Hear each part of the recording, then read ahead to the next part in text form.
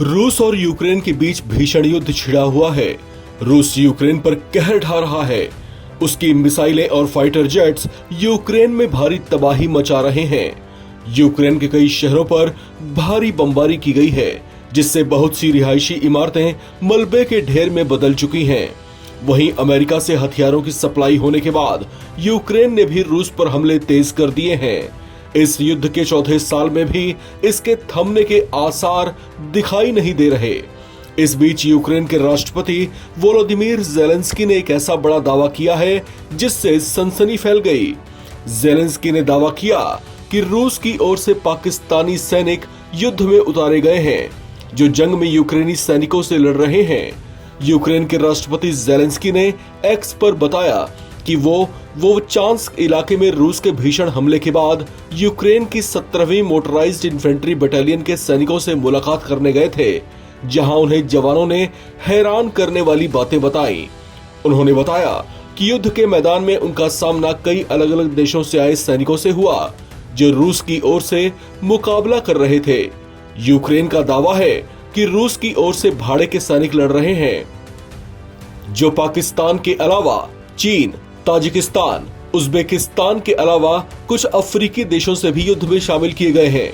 रूस के भाड़े के सैनिकों पर हैरानी जताते हुए ज़ेलेंस्की ने कहा कि वे कहीं से भी हों, यूक्रेन किसी को नहीं छोड़ेगा और रूस को इसकी भारी कीमत चुकानी पड़ेगी।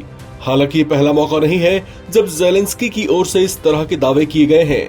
इससे पहले भी वे आरोप लगा चुके हैं कि रूस की ओर से चीनी सैनिक उनसे लड़ाई लड़ रहे हैं, जबकि उन्होंने युद्ध के मैदान में कुछ चीनी सैनिकों के पकड़े जाने का दावा भी किया था।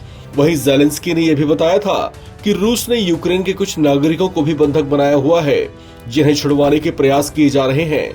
उनकी ओर से बताया गया कि रूसी प्रतिनिधियों से इस्तांबुल में हुई बातचीत में रूस और यूक्रेन के बीच 1200 युद्धबंदियों की अदला बदली पर सहमति बनी थी, जिसके लिए लिस्ट तैयार की जा रही है। हालांकि अपने बयान में ज़ेलेंस्की ने यह नहीं बताया कि यूक्रेन ने जिन गैर रूसी सैनिकों को पकड़ा है उनकी संख्या कितनी है।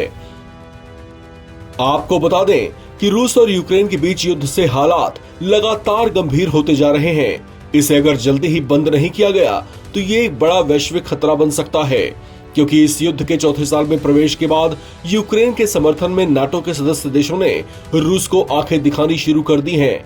उन्होंने जता दिया है कि अगर रूस ने हमले बंद नहीं किए तो उसे बहुत महंगा पड़ेगा।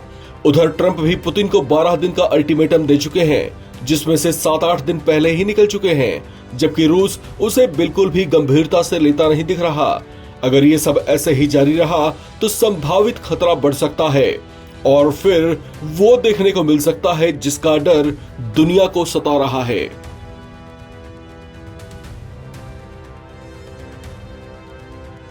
इस खबर में फिलहाल इतना ही। बाकी अपडेट्स के लिए आप बने रहें नवभारत टाइम्स के साथ।